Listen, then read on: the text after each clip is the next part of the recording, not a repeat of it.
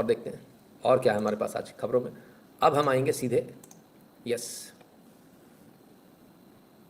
मणिपुर भी चले, मणिपुर का भी देख लें क्या है, क्या हुआ ये। कुछ नहीं, हिंदू घर छोड़ के भाग रहे हैं। ओहो हो, यहाँ से भी पलायन, बड़ा हिसाब किताब गड़बड़ है भाई, कमाल हो गया। हम्म? चलो भाई देखते हैं क्या मैटर है। मणिपुर में जान बचाने के लिए अपने घरों से पलायन कर रहे हैं हिंदू समाज के लोग। मैं नहीं कह रहा सर, 5-6 जने कह रहा है। ले भैया, तो हिंदू समाज के लोग जो है अब घरों से पलायन कर रहे हैं, यहाँ से भी भाग रहे हैं, मणिपुर से भी भाग रहे हैं।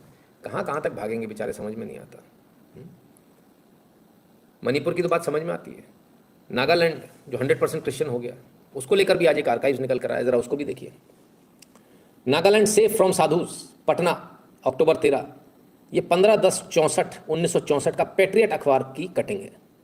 और national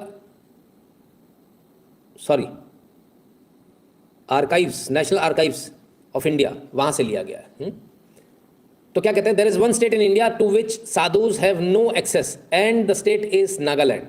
N agreement reached between Jawaharlal Nehru and late doctor Verrier Elwin, noted anthropologist, bars entry of sadhu into the state. Now Swami Anand, secretary of the Bharat Sadhu Samaj, feels that the sadhus can work with greater chance of success for the emotional integration of the Nagas with the rest of the people of this country. For this to be possible, the Nehru-Elwin agreement must be revoked, Swami Anand said in an interview.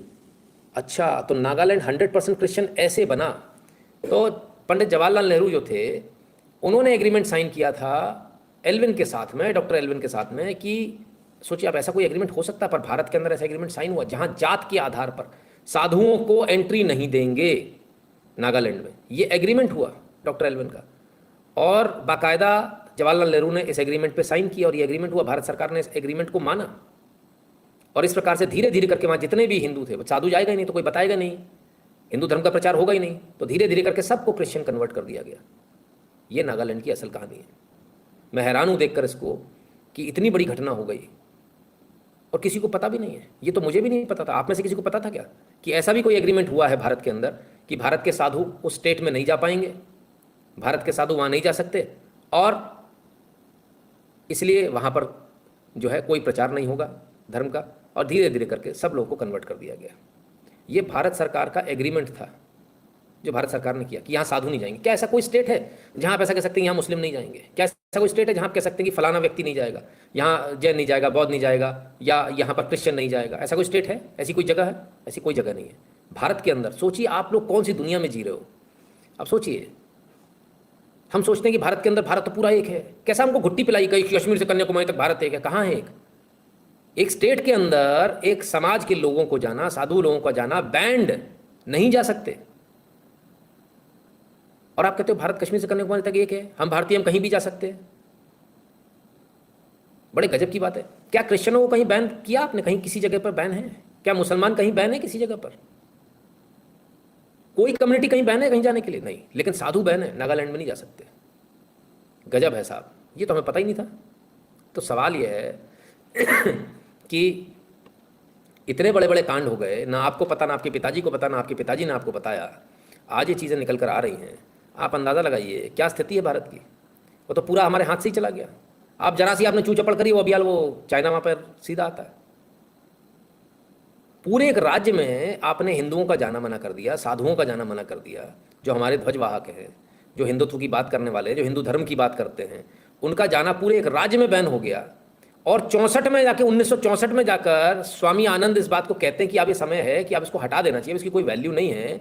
वहाँ के जो लोग हैं वो depression में हैं, उनको बाकी हिंदुओं के साथ में सम्मिलित करने के समय आ गया क्योंकि उनके कन्वर्जन हो रहे हैं। तो 1964 में भी इसको मना कर दिया गया, 1964 में भी। बड़े कमाल की बात है। गजब है साहब। ये सब कुछ आपके देश में हुआ। तब भी आप सो रहे थे, आज भी आप सो रहे हैं, है ना? बता दिया, आप कल इसको सर्च कीजिएगा, दौड़िएगा, पता चल जाएगा। है ना? कितने कमाल की बात। सोचा था ऐसा? नहीं सोचा होगा। तो बहुत सारी चीज़ें सर जो अभी आपको अपने ही देश के बारे में जानना बहुत ज़रूरी है। भैया वहाँ हिंदी भी बोलना अलाउड नहीं है, मेरे एक ट्रेनी ने बताया था। अच्छा जी, बताया था ट्रेनी ने ना? क्या नाम है आपका? सुवी जी। चलिए, यहाँ तो पेपर कटिंग ही मिल गई, कोई नहीं, चलता है। चलिए साहब, आगे चलेंगे, आगे बढ़े उससे पहले